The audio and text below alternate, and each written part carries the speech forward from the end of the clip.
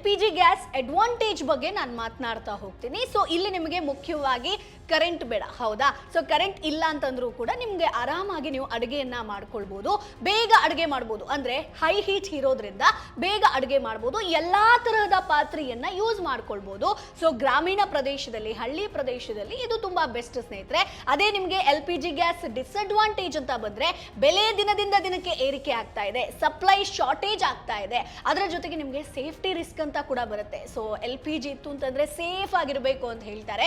ಈಗ ಸ್ಟೋರೇಜ್ ಆಗಿರ್ಬೋದು, ಟ್ರಾನ್ಸ್ಪೋರ್ಟೇಷನ್ ಸಮಸ್ಯೆ ಕೂಡ ಆಗ್ತಾ ಇದೆ. ಅದರ ಜೊತೆಗೆ ಇಂಡಕ್ಷನ್ ಅಡ್ವಾಂಟೇಜ್ ಅಂತ ಬರೋದಾದ್ರೆ ನಿಮಗೆ ಅಂದ್ರೆ ಈಗ LPG ಟೆನ್ಷನ್ ಇರೋದಿಲ್ಲ, ಕಡಿಮೆ ಖರ್ಚಲ್ಲಿ ಸೇಫ್, ಫೈರ್ ರಿಸ್ಕ್ ಕೂಡ ಕಡಿಮೆ ಇರುತ್ತೆ, ಮಾಡರ್ನ್ ಆಗಿ ಈಸಿಯಾಗಿ ಅದನ್ನ ಯೂಸ್ ಮಾಡ್ಕೊಳ್ಬಹುದು. ಅದೇ ಒಂದು ಡಿಸ್ಅಡ್ವಾಂಟೇಜ್ ಅಂತ ಬಂದ್ರೆ ವಿದ್ಯುತ್ ಇಲ್ಲದಿದ್ರೆ ಸಂಪೂರ್ಣ ಇದು ಯೂಸ್ಲೆಸ್ ಆಗಿರುತ್ತೆ. ಸ್ಪೆಷಲ್ ಪಾತ್ರೆ ಬೇಕೇ ಬೇಕು, ಎಲ್ಲ ಪಾತ್ರೆಗಳಲ್ಲಿ ನೀವು ಅಡುಗೆ ಮಾಡೋದಕ್ಕಾಗಲ್ಲ.